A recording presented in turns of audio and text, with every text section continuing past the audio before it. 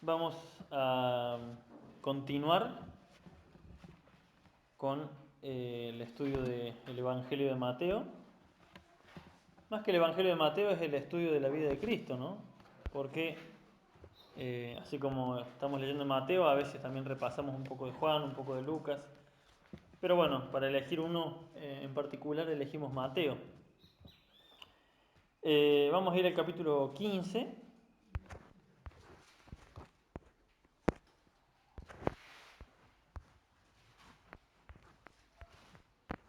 En realidad vamos a concluir el día de hoy el versículo 14, el capítulo 14, y vamos a comenzar el 15.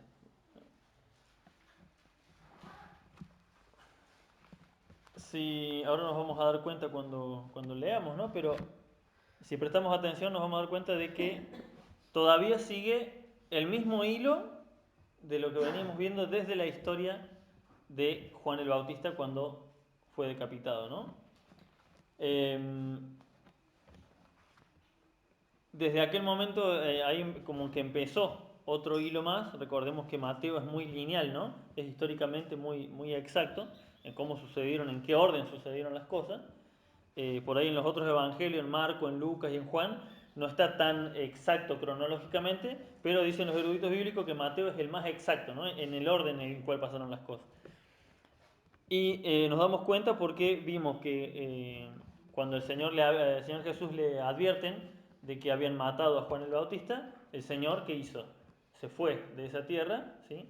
Se fue a otra tierra, y a esa tierra lo siguió, dice un grupo grande de personas, que eran 5.000 solamente los varones, ¿no? Ahí hizo el milagro de la multiplicación.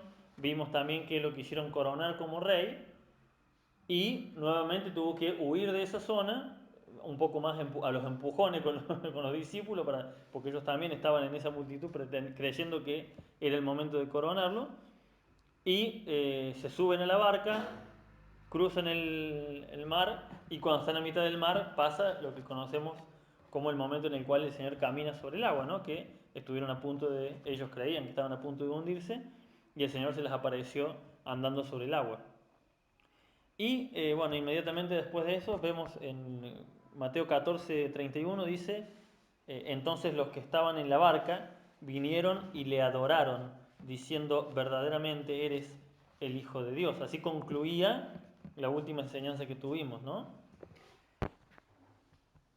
Dice versículo 34, y terminada la travesía, o sea, la travesía se refiere a esto que tuvieron que vivir en el mar, ¿no? Porque fue toda una travesía. Recordemos que era la tercera vigilia de la noche, que ya les dije que era entre las 3 de la mañana y las 6 de la mañana, o sea, en la madrugada, cansados, en una situación un poco de depresión por lo que les había pasado porque no pudieron coronar a Jesús, más este susto que se llevaron al verlo creyendo que era un fantasma, más todo esto, al salir de esta tormenta, bueno, luego vino la calma, y dice, y terminada la travesía, vinieron a tierra de Genezaret. Genezaret no era una ciudad, Genezaret era una región, era como decir al Valle de Punilla, ¿no? Llegaron a una región grande donde había muchas ciudades. Versículo 35, y cuando le conocieron los hombres de aquel lugar, enviaron noticias por toda aquella tierra alrededor y trajeron a él todos los enfermos y le rogaban que le dejase tocar solamente el borde de su manto, y todos los que lo tocaron quedaron sanos. Notarán que esto es como un déjà vu, pasa nuevamente lo mismo, ¿sí? La historia se repite, el Señor llega y ya esta es como la tercera vez que trata de escapar a un lugar, y apenas ya lo reconocen empiezan a llamar a todo el mundo y se llena de vuelta de gente.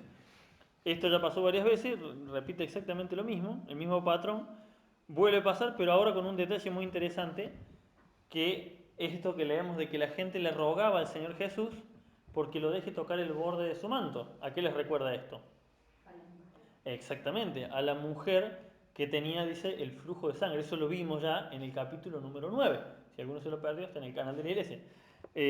Vimos, ¿no?, lo que significaba para esta mujer, una mujer impura, inmunda, ¿no?, porque la menstruación en la ley estaba considerada como una inmundicia y no podía tocar a un rabino porque la podrían apedrear, pero ella se animó a tocar el borde del manto de Jesús, y Jesús no solo la sanó, sino que la salvó, porque dice tu fe te ha hecho salva. Es más, hoy cuando releía la historia no, hoy no, ayer la estaba leyendo, a la historia de la mujer, y eh, la mujer dice, si tocare su manto, seré salva. Siempre dicen, ¿qué dice? Seré salva. No, no siempre acuden a la sanidad, sino a la salvación. ¿Sí? ¿Por qué? Porque estaban reconociendo, ella estaba reconociendo en Jesús al Mesías. Eh, y acá nuevamente vemos lo mismo, pero esta vez lo hace la gente que quiere tocar el borde de su manto.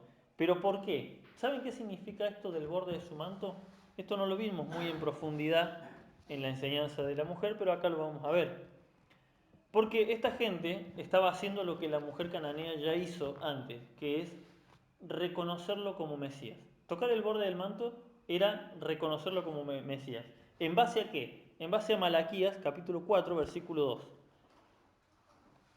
Malaquías, un libro que siempre recomiendo leer, porque por más que fue escrito por el pueblo de Israel, es totalmente vívido para nosotros, y lo vamos a ver ahora. En Malaquías capítulo 4, versículo 2, habla claramente de el Mesías, de Jesucristo, ¿no? Malaquías, unos 300 a 400 años antes de Cristo fue escrito, ¿no? Malaquías 4.2 dice, mas a vosotros, los que teméis mi nombre, nacerá el sol de justicia, y en sus alas traerá salvación, y saldréis y saltaréis como becerros de la manada. Esta forma tan hermosa, ¿no? tan poética de decir el Señor, ¿de quién está hablando? A ustedes les nacerá el sol de justicia. La gente entendía que el sol de justicia era el Mesías que iba a venir. ¿Y qué es esto de, fíjense, les van a hacer el sol de justicia y en sus alas traerá salvación? Pero no tenía alas el Señor, pero tenía un manto. Y el manto cuando lo extendes, ¿qué parece? Parecen alas, exactamente. Entonces la gente estaba entendiendo que esto no era de forma literal, no es que iba a bajar un ser divino con alas, onda, un ángel, sino que era, al ser el Mesías, un hombre, sus alas, la mejor representación de sus alas sería su manto, ¿no? Y el borde de su manto, porque ellos no tocaban directamente el manto, ¿sí? Tocaban el borde de su manto. ¿Por qué? Bueno, porque el borde de su manto tenía una serie de flecos que no lo vamos a ver en profundidad ahora, habría que verlo con fotos y todo para que lo vean, está muy bueno, pero lo vamos a dejar para otro momento. Pero eh, cuando alguien quería pedir misericordia a un maestro, a un rabino, a alguien, a uno de los sacerdotes, no podía ir y agarrarlo y sacudirlo y decirle ayúdame, no, era una falta de respeto. Y es más, como la mujer con el flujo de sangre, hasta podría ser apedreado si estaba inmundo. Pero había una salvación que era tocar esos flecos. Esos flecos, bueno, estaban compuestos por cierta cantidad de hilos que representaban la divinidad de Dios. Tiene un significado muy amplio, que estaría muy bueno verlo un día. Entonces, la gente estaba reconociendo en el Señor al Mesías, porque decía Malaquías que en sus alas, ¿no?, iba a traer salvación. Y la mujer del flujo de sangre dijo, si tan solo tocar el borde de su manto, seré salva, ¿no? Esta gente, bueno, estaba buscando, más que salvación, estaba buscando sanidad, lo dice claramente acá, lo vamos a leer, dice, y le rogaban que les dejase tocar solamente el borde de su manto, y todos los que lo tocaron quedaron sanos. Lo importante es que estaban reconociendo, aunque unos no todos estuvieran buscando salvación, sino sanidad, estaban reconociendo que esa sanidad venía del borde del manto, o sea, de las alas del sol de justicia, ¿sí? Como decía Malaquía. Por eso era esto siempre de tocar el manto o el borde del manto.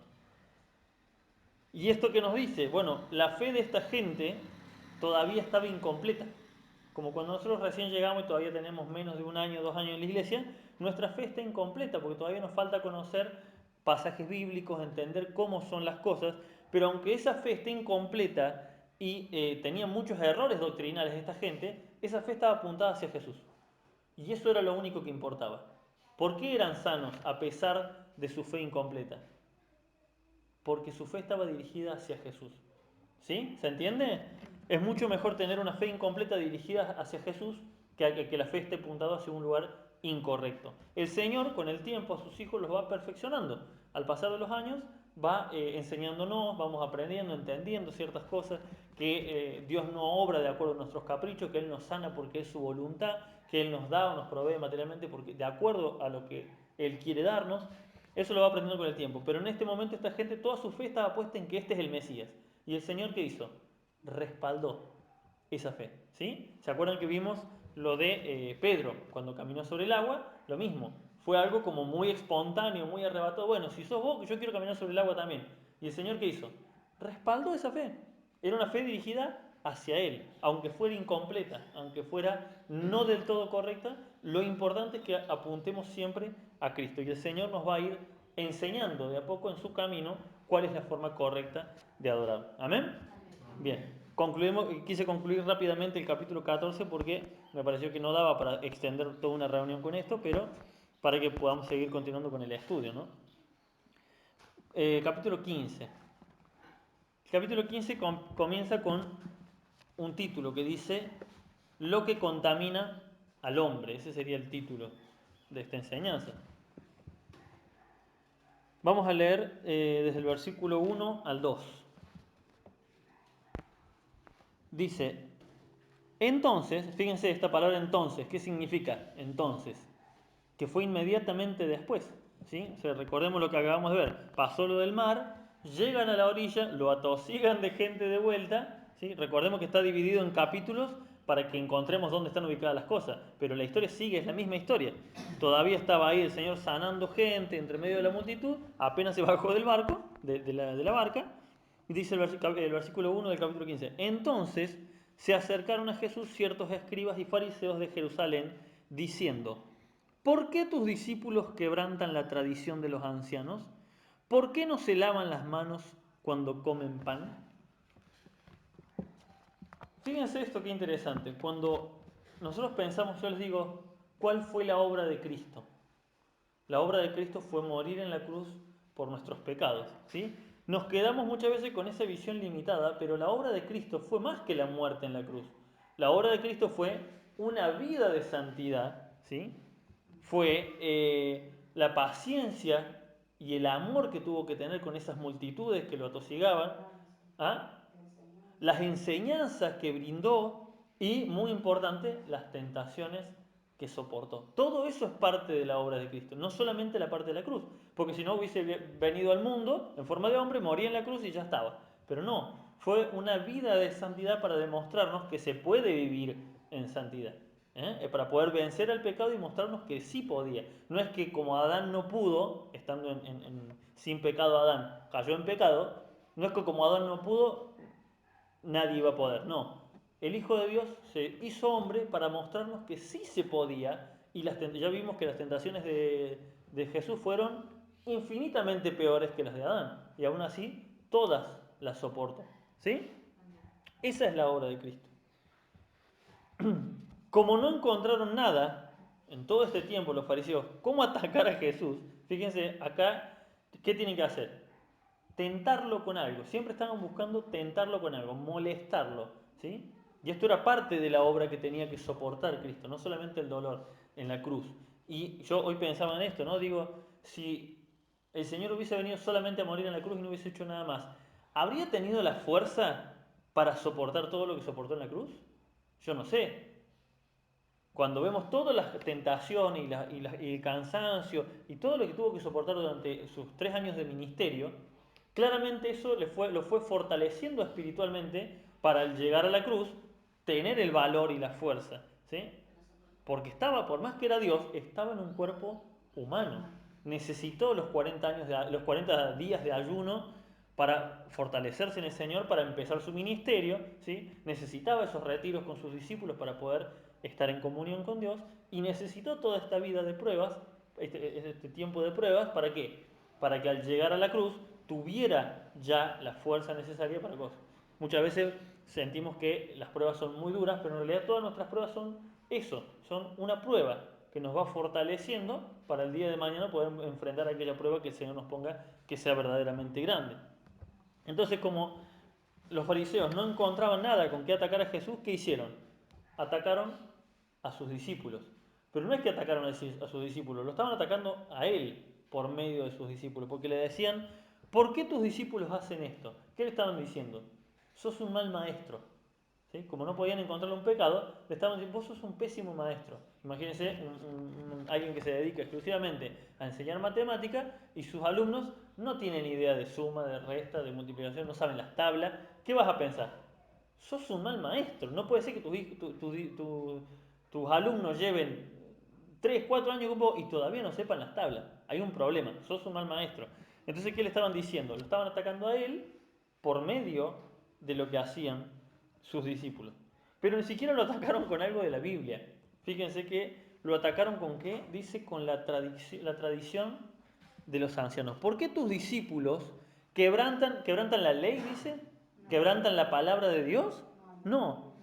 ¿Por qué quebrantan la tradición de los ancianos? ¿Qué pasó acá? Bueno, la tradición, la forma de hacer las cosas que ellos tenían, lo habían convertido como en una doctrina, como en lo correcto, ¿no? Como nos ha pasado a muchos, sobre todo a los que estamos en una congregación, acá estamos, bueno, es una denominación que se llama los hermanos libres, después está la otra denominación que es los bautistas y otros los pentecostales. ¿En qué cambia? Fundamentalmente en las formas en las que hacemos las cosas. Pero si la doctrina bíblica es la misma, si el centro es Cristo y la salvación no es por obra, sino por obra, si el centro de la doctrina es Jesucristo, bueno, hay distintas formas de hacer las cosas. Pero ellos habían convertido su forma de hacer la cosa como en la única verdad. ¿Sí? Y eso lo vamos a ver a continuación. Los escribas habían convertido las tradiciones humanas en una doctrina, por medio de que ellos tenían y tienen hasta el día de hoy libros, aparte de la Biblia, aparte de la Torá del Antiguo Testamento. Por ejemplo, uno se llama el Talmud. ¿Y qué es el Talmud? Es un libro donde, por ejemplo, los grandes rabinos, los grandes, ¿cómo se llama?, maestros, escribas que hubo en la antigüedad, bueno, iban interpretando la Biblia, pero muchas de estas interpretaciones son netamente humanas. ¿Sí? Entonces, bueno, como diciendo, esto significa esto a mí me parece que tal cosa. Y ponían historias, escuché hace un tiempo que hay historias de Abraham que no están en la Biblia y que no hay forma de comprobar que sean verdad. Pero bueno, historias bíblicas de Abraham, historias inventadas de Abraham, por ejemplo, de que el padre de Abraham tenía una venta de estatuas, ¿cómo se llama?, de ídolos, cosas así que están escritas ahí en el Talmud o en el otro, o en la Mishnah, no sé cuál de los dos libros. Entonces, todas esas experiencias, todas esas enseñanzas, las empezaron a leer más eso que leer la Biblia, que leer la ley de Jehová, el Antiguo Testamento. Eso pasa, por ejemplo, en algunas religiones. Pasa, por ejemplo, en los mormones. Ellos tienen su libro. Eso pasa, por ejemplo, en los testigos de Jehová. Tienen una Biblia cambiada. Pasa, por ejemplo, en el catolicismo, que ya no se lee la Biblia, sino que se empezó a leer, ¿cómo se llamaban distintos escritos que, por ejemplo, vos lees los 10 mandamientos de la Iglesia Católica y no son los mismos 10 mandamientos que los nuestros. Por ejemplo, el guardar el día de reposo no está cambiado por otra cosa. Así se van cambiando las tradiciones humanas por lo que verdaderamente es la palabra de Dios. Entonces, nunca debemos poner la opinión o la forma de enseñar de un predicador, porque a los cristianos también les pasa, ojo, no estoy atacando solamente a las otras congregaciones. Hay cristianos que dicen, no, yo creo esto porque Paul Washer lo dice así. Y ojo que Paul Washer es Paul Washer. A mí no me importa quién sea Paul Washer, a mí me importa lo que dice la palabra de Dios. Porque Paul Washer uno lo ve y lo escucha y realmente te emociona, es un tipo entregado a Dios. Pero es humano igual que usted, igual que yo. Así que está totalmente capacitado para equivocarse. ¿Sí? Todos estamos capacitados para equivocarse. Hace un tiempito tuve la oportunidad de exponerle al pastor de que yo estaba leyendo un comentario bíblico y no me gustó lo que decía ese comentario bíblico. Y era un comentario bíblico de un escritor renombrado. Y digo, esto me parece que está mal. Y el pastor me dijo, no, sí, son varios los que pensamos que este hombre explica muy bien ciertas cosas, pero hay otras que la pifia un poco. Y buscando en otro lado encontré que también había otros que decían, sí, todo muy bien con este escritor, pero tengan cuidado porque hay ciertas cositas que las tiene medias chuecas. Y seguramente era salvo. Y seguramente era un hombre de Dios. Pero ¿cuál es el problema? No nos debemos nosotros someter a la palabra de ese hombre, porque él puede estar equivocado. Así como nosotros podemos estar equivocados. Un día el Señor nos puede mostrar por medio de la palabra de que estamos haciendo las cosas mal en algo, ¿sí? Nunca hay que poner por encima de la palabra de Dios las opiniones de los hombres. Venga de quien venga, ni del pastor, ni mía, ni de ningún predicador. Lo que está por encima de todos, ¿qué es? La palabra de Dios, exactamente. Este es el error que estaban cometiendo estos fariseos. Versículo 3, Mateo 15, 3, vamos a leer del 3 al 6. Dice: respondiendo él les dijo: ¿por qué también vosotros quebrantáis el mandamiento de Dios por vuestra tradición? Porque Dios mandó diciendo: honra a tu padre y a tu madre, y el que maldiga a padre o madre muera irremisiblemente. Pero vosotros decís: cualquiera que diga a su padre o a su madre, es mi ofrenda a Dios todo aquello que pudiera ayudarte, con que pudiera ayudarte, ya no ha de honrar a su padre y a su madre. Así habéis invalidado el mandamiento de Dios por vuestra tradición. ¿Qué hicieron? Me suena tan grave cuando dice esto. Invalidaron, ¿sí? Dejaron sin efecto el mandamiento de Dios por su costumbre. Este ataque que intentaron contra Jesús, como en aquel tiempo no tendría sentido decirlo porque todavía no existían las armas de fuego, ¿no? Pero hoy en día podemos decir que les salió el tiro por la culata, ¿no? Quisieron atacarlo con una cosa y el Señor les contesta con lo mismo que están diciendo, con el tema de las tradiciones. Los ancianos, ¿qué es esto que le reclamaban? Ellos consideraban que lavarse las manos era una forma de purificarse internamente. Si vos te lavas las manos antes de comer, tocas la comida y la comida entra como purificada adentro. Es cierto que es bueno lavarse las manos antes de la comida por el tema de los gérmenes, pero ellos no conocían a los gérmenes. De hecho, se descubrieron hace, no sé si 200 años los gérmenes. Ellos no era por eso, es porque ellos creían que se santificaban al estar lavados, purificados, todo el tiempo, la ropa perfecta, todo. Ellos creían que ese aspecto de santidad externa los limpiaba internamente. Dicen, estuve leyendo, dice que se lavaban antes de comer y a mitad de la comida, cuando estaban comiendo, a veces se lavaban de nuevo para seguir comiendo. Ellos creían eso, ¿no? Eso no está en la Biblia en ningún lado, no está en el Antiguo Testamento. Sí, había ritos de purificación y todo eso, pero eso de tener que lavarse las manos a cada rato para comer no tiene sentido y no está en la Biblia. Era un mandamiento de ello. Y acá vemos que por ese mandamiento de ellos les reclamaban a Jesús que sus discípulos no se lavaban las manos. Obviamente, recordemos que eran uno pescador, el otro cobrador de impuestos, eran todos trabajadores de cualquier lado, no eran gente culta, no eran sacerdotes, eran gente del vulgo, dicen, ¿no? Gente normal, común, como ustedes y como yo. Entonces, es muy normal que las personas que intentan mostrarse como muy estrictas en la santidad, muestran, no, yo no hago esto, yo no toco esto, ojo con esto, yo solamente escucho músicos cristianos de alta gama, yo solamente, no, remeras así nomás, no, trato de que no tengan ninguna marca porque las marcas me identifican y yo soy de Cristo. Tanto exterior, ¿saben qué está demostrando? O no que está demostrando. ¿Saben qué suele pasar en una persona que muestra tanta santidad exterior? Que los peores pecados están ocultos adentro. Esto es lo que le pasaba a estos hombres. Por fuera eran, el Señor Jesús en otra oportunidad le dicen, eran sepulcros blanqueados. Dice. O sea, esos sepulcros que les ponen esa estatua toda hermosa, llena de flores. Por fuera tan hermoso, pero por dentro solamente hay huesos podridos, gente, carne podrida y huesos de muerto. No hay nada por dentro. Eso es lo que son ustedes, le decía el Señor Jesús. Bueno, eso es lo que hay cuando una persona solamente se ocupa de lo exterior, de que no, yo no toco esto, no escucho esta música, ojo con eso, no comas esta comida porque también el Señor dice en el Antiguo Testamento, todo es eso, que no tiene nada de mal cuidarse de ciertas comidas, pero cuando ya todo es lo exterior, es una alarma así que nos tiene que sonar de que hay un problema interno gravísimo, ¿sí? ¿Qué es? Dice sepulcros blanqueados, decía el Señor. Por dentro está todo podrido. Por fuera se ve hermoso, pero por dentro está todo podrido. Fíjense lo que dice Colosenses capítulo 2.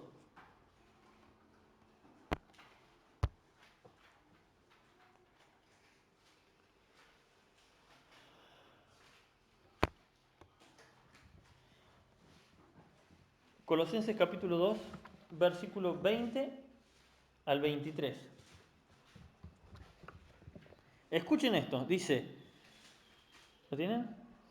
Bien. Dice, pues si habéis muerto con Cristo en cuanto a los rudimentos del mundo, ¿por qué, como si vivieses en el mundo, os sometéis a preceptos tales como no manejes, ni gustes, ni aun toques, en conformidad a mandamientos y doctrinas de hombre, cosas que todas se destruyen con el uso? Tales cosas, o sea, ¿a qué se está refiriendo? Ahora lo vamos a leer en otra versión para que sea más clara. Acá está diciendo, ¿por qué si pertenecen a Cristo y son nuevas criaturas y ya cambiaron, ¿por qué se siguen sometiendo a esto de no mires, no toques, no te hagas, no todo cosas externas como hacían los fariseos? ¿Por qué siguen a esas cosas? Dice, cosas que se destruyen con el uso, o sea, lo que sea, la comida simplemente, vamos a, como dice más adelante, la comida se deshace, la ropa se rompe, o sea, son cosas que no tienen valor espiritual, son cosas materiales.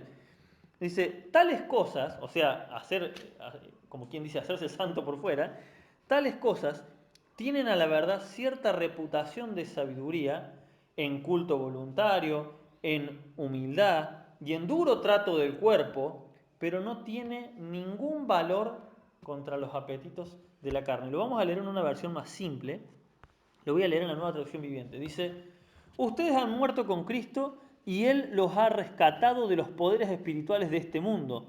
Entonces, ¿por qué siguen cumpliendo las reglas del mundo, tales como no toques esto, no pruebes esto, no te acerques a aquello? Esas reglas son simples enseñanzas humanas acerca de cosas que se deterioran con el uso. Podrán parecer sabias porque exigen una gran devoción, una religiosa abnegación y una severa disciplina corporal, pero a una persona no le ofrecen pero a una persona no le ofrecen ninguna ayuda para vencer los malos deseos. O sea, toda esa religiosidad exterior de que no, yo no toco esto, todo eso no te ayuda en nada a vencer, ¿qué cosa? El pecado. ¿Y qué es lo que el Señor quiere que venzamos? Más que nada. Es lo que a Dios más le importa. Que venzamos el pecado. Fíjense que esto lo vemos en dos personajes claves que los acabamos de ver. Uno, Juan el Bautista. ¿Cómo se vestía Juan el Bautista? Con pelo de camello, o sea, con una ropa muy común, muy vulgar, y comía, dice, langostas y miel silvestre. Así andaba. ¿Por qué? Porque no tenía tiempo para estar preocupándose por lo exterior. No tenía tiempo para estar teniendo el camello último modelo o lo que fuere. No tenía tiempo. Su vida, ¿qué era la vida de Juan el Bautista? Predicar la venida de Cristo. Entonces, cuando una persona más se dedica a las cosas de Dios, menos tiempo tiene para estar preocupándose por si me miró, si me tocó, si esto. No hay tiempo. El enfoque está en la palabra de Dios. Cuando una persona está demasiado enfocada en que esto sí, en que tal no, que tal día, que tal hora, que hay un problema interno. Si hay tiempo para estar tan ocupado en esas sonceras, significa que no hay tiempo para lo otro. No podemos hacer todo. ¿Sí? Eso, y el otro personaje clave es Jesucristo. De Juan el Bautista decían, este es un loquito. No come, no bebe nada, vive como loco en el campo. Pero su vida era de santidad. ¿Y de Jesús qué decían? Jesús iba a la fiesta, comía, bebía, tranquilo, no se emborrachaba, pero bebía vino con los de la fiesta. Este es un comedor y bebedor, este es un borrachito, un loquito. ¿Por qué? Porque lo que les molestaba era lo que decían Juan el Bautista y lo que decía Jesús. Les molestaba su vida de santidad porque los evidenciaba. ¿Sí? Jesús lo mismo, no necesitaba, andaba abrazando leprosos, andaba tocando a mujeres inmundas. No tenía tiempo para estar cuidándose de todas esas cosas porque su vida era la santidad. ¿Se entiende? También Pablo le dijo a Timoteo, ¿qué le dijo? Le dijo que hay personas que tienen apariencia de piedad, ¿sí? Pero su vida demuestra otra cosa. ¿Sí? Lo que decía es que la apariencia de piedad, esa apariencia externa de ser demasiado santurrón, ya te está mostrando, está negando de que haya una verdadera santidad interna. Y fíjense qué cacho de mandamiento estaban violando los fariseos. Dice, estaban invalidando el mandamiento de honra a tu padre y a tu madre, que dice la palabra de Dios que es el primer mandamiento con promesa. ¿Sí? Honra a tu padre y a tu madre. Ese mandamiento habían invalidado. ¿Cómo? le habían dicho a la gente, recordemos que los escribas y los fariseos eran los maestros de la gente, eh, le habían dicho a la gente que todo lo que pudieran, que en vez de ayudar a sus padres, esa plata la destinaran a los diezmos y las ofrendas. ¿Sí? Diezmo y ofrenda era el mandamiento de Dios, pero cuando una familia de uno está en necesidad y si vos tenés esa plata para ofrendar y no tenés más plata para ayudar a tu familia, esa plata es para ayudar a tu familia, porque esa también es una ofrenda a Dios. ¿Se entiende? De hecho, es una ofrenda más excelente, porque no solamente estás ofrendando de tu dinero, sino que encima estás honrando de tu padre y de tu madre, ayudándolos en necesidad. ¿Sí? Pero estos hombres, ¿por qué habían invalidado el mandamiento? Porque quienes recibían los diezmos y las ofrendas eran ellos. No les convenía que la gente ayude a sus parientes. Les convenía que no, ¿cómo vas a dejar de ofrendar y diezmar a Dios? No. Vos, si tus padres están en necesidad, Dios se va a encargar de ello, pero vos cumplís con la ley de Moisés. Trae el diezmo y la ofrenda al alfolí. Esto es lo que estaban haciendo estos hombres. Invalidaban el mandamiento porque ellos se beneficiaban económicamente. No es que el diezmo y la ofrenda tuvieran nada de malo. El problema eran ellos, su corazón. Cuando la tradición es puesta por encima o al mismo nivel que la palabra de Dios, solo sirve para dos cosas. Para manipular a los débiles, porque seguramente más de un sonso dejó de ayudar a su familia por cumplir esta ley, pensando que estaba haciendo mal si no diezmaba, y también les servía como excusa a los malvados. Porque aquel que tuviera alguna bronca contra sus padres, porque Dios no dice honra a tu padre y a tu madre si fueron buenos, dice honralos en cualquier situación. Cualquiera que estuviera enojado con sus padres podría decir, no, que se mueran de hambre, yo no los voy a ayudar, que sean broma. Ellos fueron malos conmigo, yo voy a ser malo con ellos. Entonces, acá que encontraban una excusa para no ayudarlos. No, es mi... Y fíjense, dice, porque Dios mandó diciendo, honra a tu padre y a tu madre, y el que maldiga padre o madre muere irremisiblemente. Pero vosotros decís, cualquiera que diga a su padre o a su madre, es mi ofrenda a Dios todo aquello con que pudiera ayudarte. ¿Qué es esto? Cuando dice, es mi ofrenda a Dios, la palabra es corbán, que significa, era un voto que hacían diciendo que todo lo que tenían era de Dios. Mi casa, mi auto, todo lo que tengo, mi trabajo, todo le pertenece a Dios. Entonces yo no te puedo dar nada porque no me pertenece a mí. ¿Se entiende? Era una excusa manipuladora por eso les digo, cuando se pone a los mandamientos de hombres, se los pone al mismo nivel de los mandamientos de Dios, sirve para confundir a los débiles y al mismo tiempo para darle una excusa a los malvados. Los que no tenían ganas de ayudar a sus padres por maldad o por enojo, por rencor, tenían acá en los fariseos encontraron una excusa. ¿Sí? No, yo sirvo solamente a Dios y mis pertenencias son de Él, así que no te puedo dar nada de lo mío. Fíjense cómo les contesta el Señor a esto mismo que Él les está diciendo. Mateo 15, versículo 7.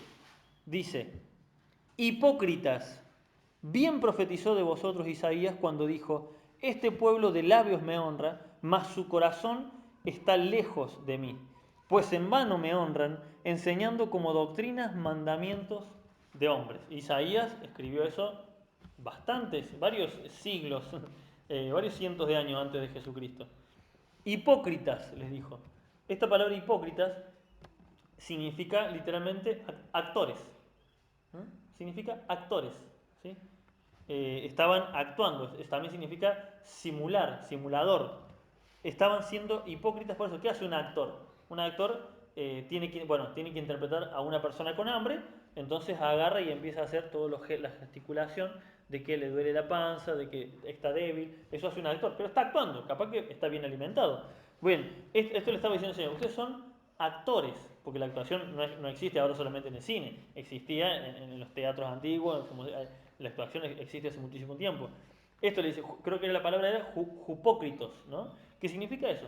Actores, hipócritas, están actuando, están fingiendo que son religiosos, pero no lo son. Y obviamente el Señor usó a Isaías para decir esto porque Isaías fue uno de los que más atacó la religiosidad de Israel. Cuando leemos los capítulos de Isaías, ahí podemos ir casi al tuntún, leyendo casi cualquier pasaje y todo el tiempo el Señor atacando. En una oportunidad les habla del verdadero ayuno, en otra oportunidad les habla del día de reposo. Está todo el tiempo diciéndole todos los mandamientos que el Señor les había dado, pero ellos lo hacían de forma hipócrita. ¿Sí? Por eso el Señor les dice esto. Dice, enseñando como doctrina, o sea, ¿la doctrina qué es? La enseñanza de la palabra de Dios dentro de la iglesia, ¿no? La enseñanza bíblica tiene que ser la doctrina.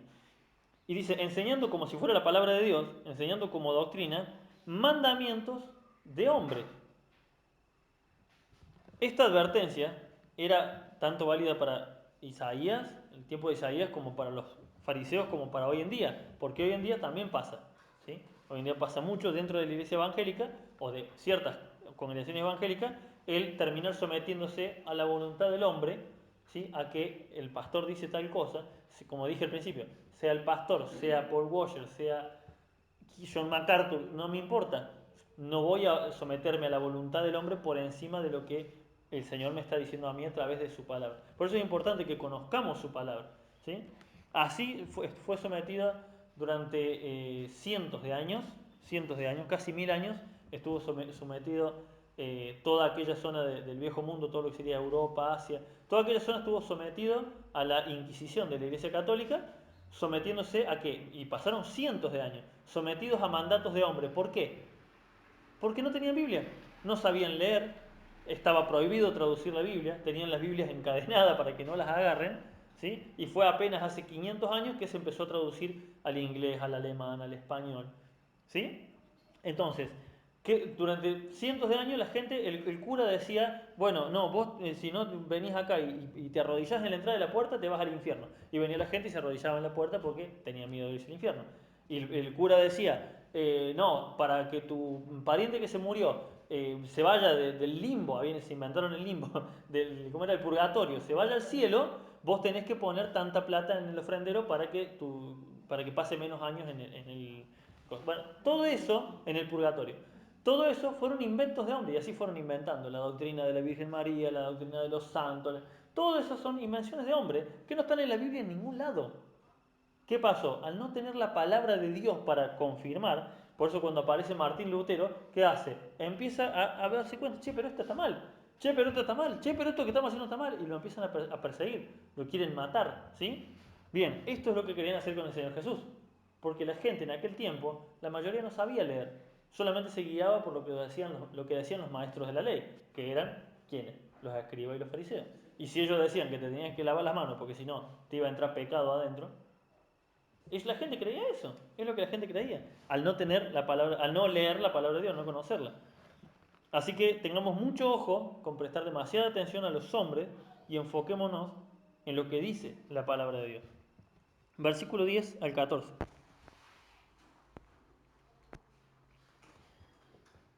Y llamando así a la multitud les dijo, oíd y entended. No lo que entra en la boca contamina al hombre, mas lo que sale de la boca, esto contamina al hombre. Entonces, acercándose sus discípulos, le dijeron, ¿sabes que los fariseos se ofendieron cuando oyeron esta palabra? Pero respondiendo, él dijo, toda planta que no plantó mi Padre Celestial, será desarraigada. Dejadlos, son ciegos guías de ciegos, y si el ciego guiare al ciego, ambos caerán al hoyo. Vamos a dejar por un poquito más adelante la primera parte, esto de lo que entra en la boca y lo que sale de la boca. Vamos a enfocarnos en la otra parte, porque más adelante está explicado por eso. Fíjense que les dice, déjenlos. Y como diciendo, si lo tradujéramos al cordobés, sería un, no le hagas caso, no le dé bolilla, no te preocupes por eso. Eso sería la traducción, dejadlos, o sea, no te preocupes por lo que dicen, por lo que piensan. ¿Qué pasó? Se ofendieron, o sea, se enojaron por lo que les dijo, ¿sí? Por esto de que les dijo, hipócritas. Ustedes hacen esto, invalidan el mandamiento de Dios con sus propios mandamientos. Le dice, déjenlos, son ciegos guías de ciegos. ¿A qué se refiere esto? ¿Por qué les dijo esta frase? Porque ellos, los escribas y los fariseos, se autodenominaban, ellos decían que ellos eran los guías de los ciegos, refiriéndose a la gente. La gente, están todos ciegos, no entienden nada, nosotros somos los que los guiamos. Ellos decían, nosotros somos los que tenemos la verdad. Como claro, los escribas y los fariseos eran los únicos que sabían leer y escribir, ¿sí? Entonces ellos conocían la ley, pero en vez de aplicarla se guiaban por las tradiciones humanas. Leían más que nada las tradiciones humanas. Los fariseos decían, nosotros somos los que guían a este pueblo de ciegos, ¿sí? Refiriéndose a la gente que físicamente veía, pero como no conocían la palabra de Dios, para ellos todos eran ciegos menos ellos. Ellos ven, según ellos, ¿no?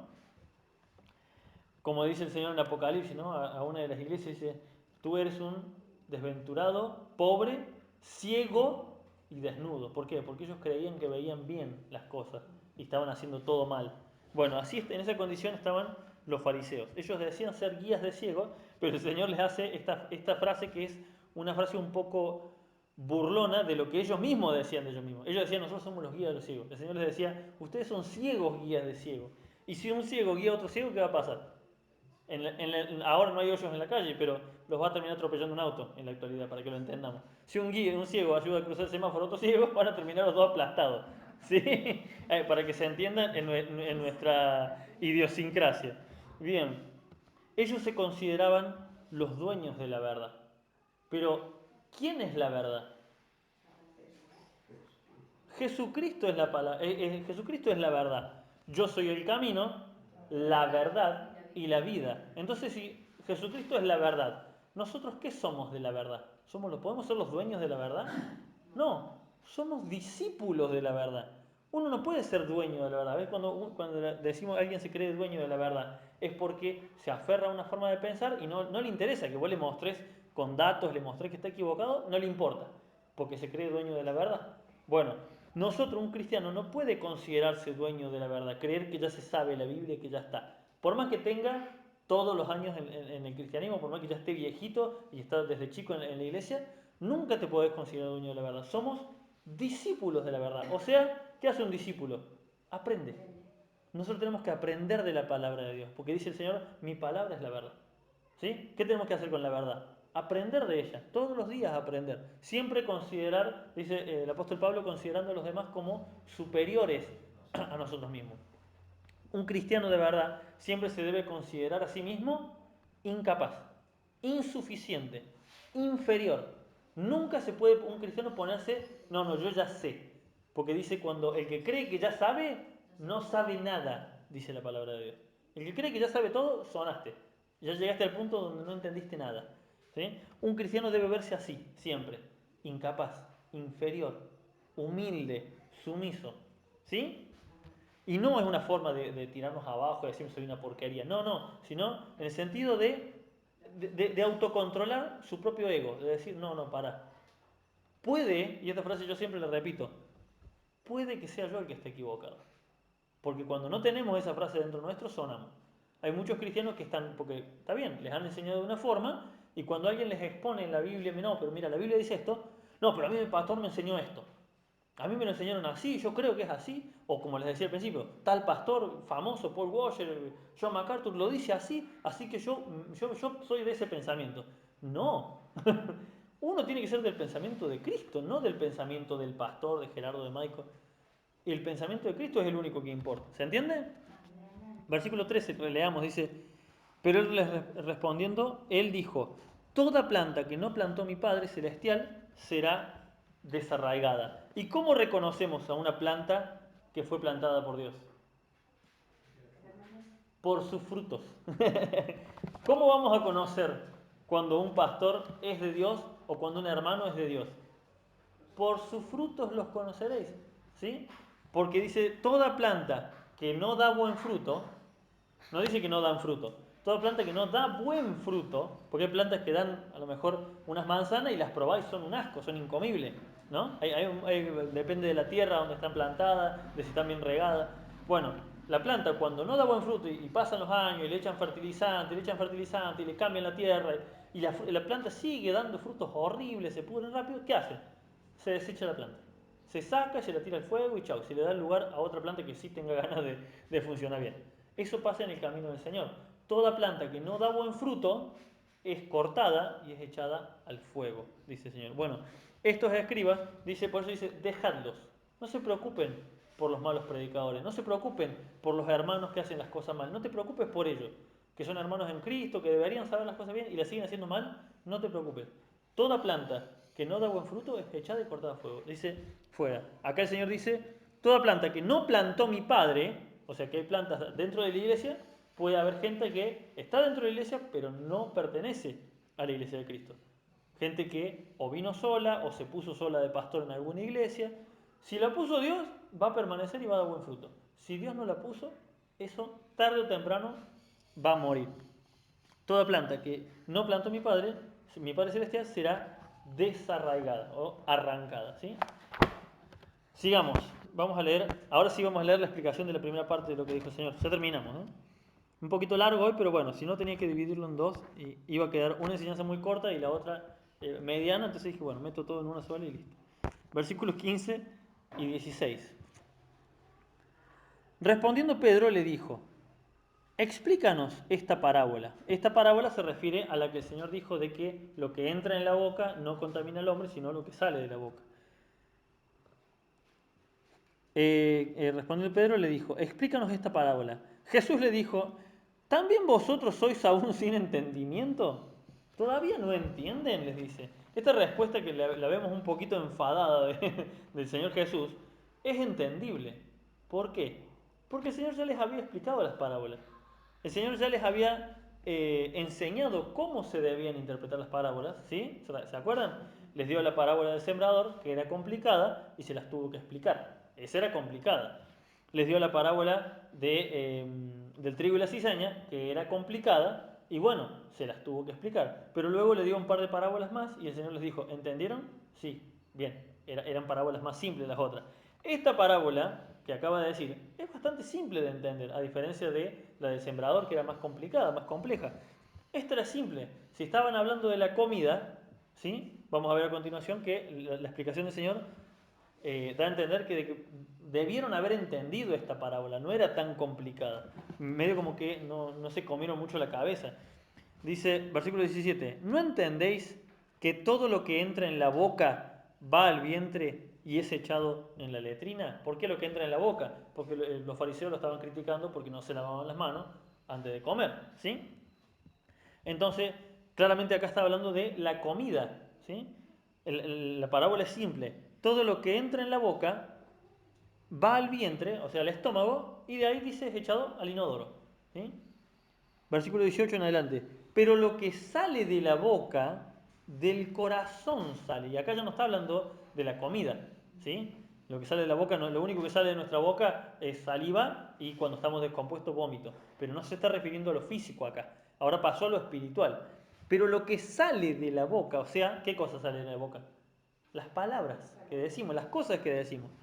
Pero lo que sale de la boca, del corazón sale. Y esto sí contamina al hombre. Esto contamina al hombre. Porque del corazón salen los malos pensamientos, los homicidios, los adulterios, las fornicaciones, los hurtos, los falsos testimonios, las blasfemias. Estas cosas son las que contaminan al hombre. Pero el comer con las manos sin lavar no contamina al hombre, ¿sí? Obviamente, esta contaminación de la cual habla el Señor es la contaminación espiritual.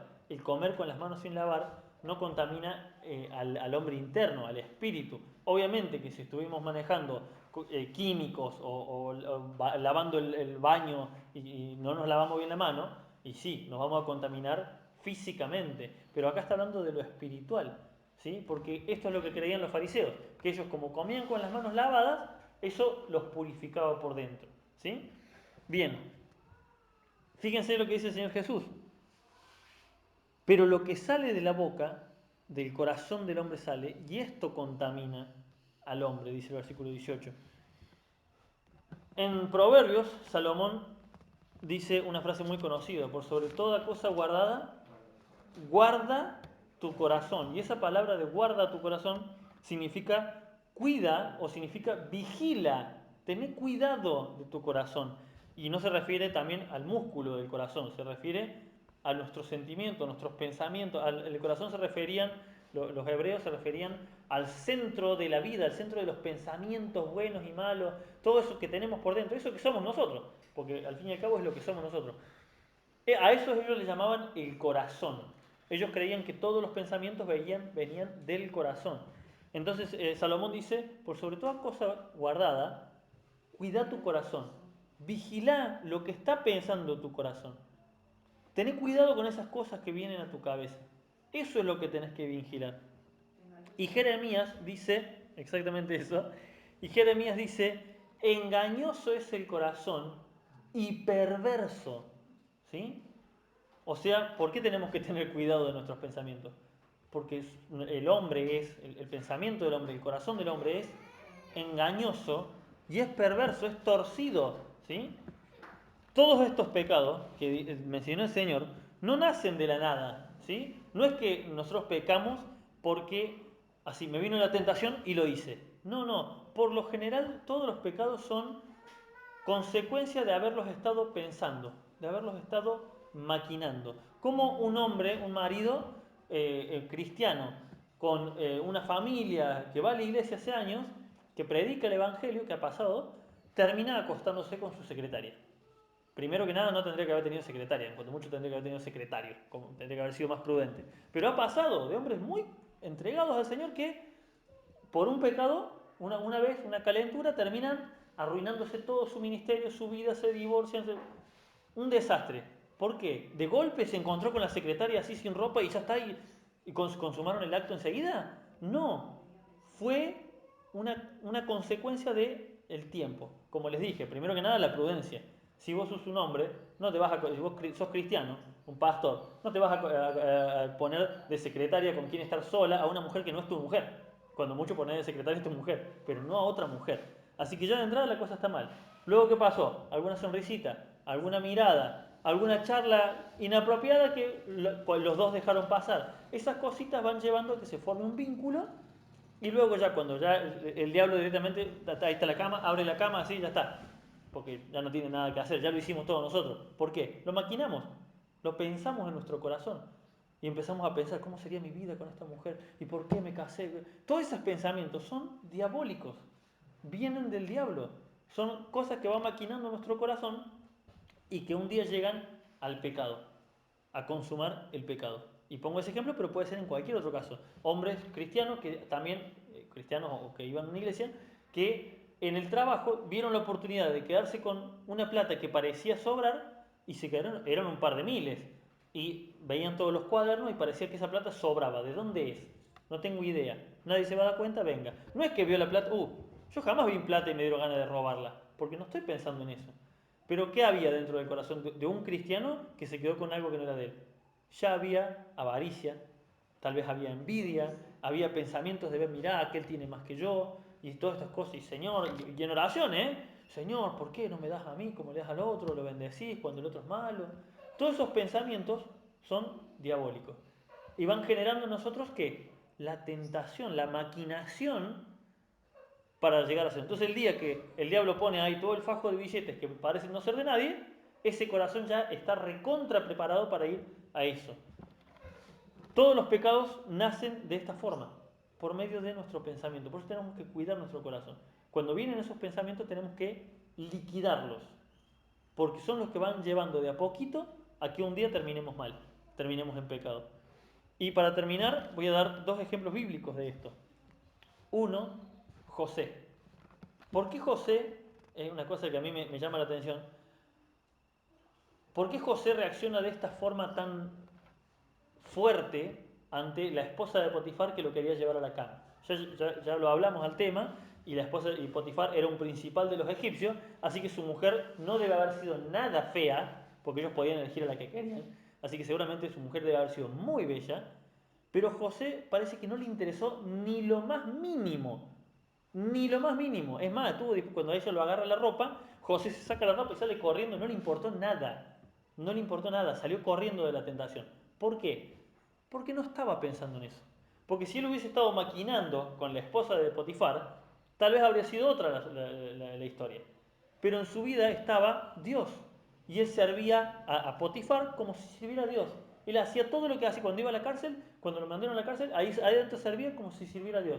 Su corazón siempre estaba en las cosas de Dios. Entonces, ¿por qué José no tuvo ningún problema con esa tentación? Que capaz que cualquiera de nosotros lo hubiese pensado. Pero José salió corriendo de una. ¿Por qué? Porque en su corazón no estaba esa maquinación. ¿Sí? Y otro caso muy interesante es el caso de Pedro con Simón el Mago. cuando Simón le ofrece dinero para que le dé los poderes del Espíritu Santo, inmediatamente Pedro, ¿qué le dice? Tu dinero perezca contigo, le dice. O sea, andate al infierno con tu dinero. ¿Por qué respondió así? Porque no estaba en el corazón de Pedro la plata para nada. Nunca, si Pedro hubiese estado pensando, che, estos poderes son muy grosos, podríamos, empezar a cobrar una entrada para que, ya que la gente ve y se va bendecida, para los gastos de la iglesia. Si hubiese estado esos pensamientos malditos dentro de la cabeza de Pedro, capaz que hasta caía Pedro en esa tentación. Pero no estaba la avaricia en el corazón de Pedro. Entonces, ¿cuál fue su reacción? Pero tomátela con la plata. A mí que me interesa la plata esa mugrienta. Te vas a ir al infierno, vos y tu plata, le dice. Una forma de decir, che, era cristiano, tendría que haber respondido mejor. No, no porque la reacción fue genuinamente del espíritu. Tu dinero perezca contigo. Porque después le dice, orá y arrepentite porque veo que estás en una situación terrible, le dice. Y a lo mejor Dios te perdona. Fue tan grave lo de Simón el Mago que hasta Pedro dudaba, decía a lo mejor lo podía perdonar. Orá y a lo mejor Dios te perdona. Porque esto que estás diciendo es terrible. No sé si es blasfemia contra el Espíritu Santo. ¿Mm? Gracias a Dios Simón entendió, al parecer entendió. ¿Por qué en estos hombres la tentación parece que ni les afectó? Porque su corazón no estaba en ello. Entonces, si podemos sacar conclusión de toda esta enseñanza, es precisamente nuestro enfoque tiene que estar en la palabra de Dios. ¿Para qué? Para no ser engañados. ¿Sí? Así como los fariseos engañaban a esta gente, a toda la gente por ignorancia, nosotros no podemos caer en pecado de ignorancia. El mismo Señor nos dice que no nos va a servir de excusa decir delante de Él que no sabíamos. ¿Mm? Que no nos va a servir de excusa. ¿Eh? Mucho ojo, decir no pequé porque pequé porque ignoraba que existía esta ley. No nos va a servir de excusa. Así que más nos vale conocer la palabra de Dios. Dios es un Dios de amor, pero también es un Dios justo. ¿Amén? Espero que haya sido de bendición. El Señor les bendiga.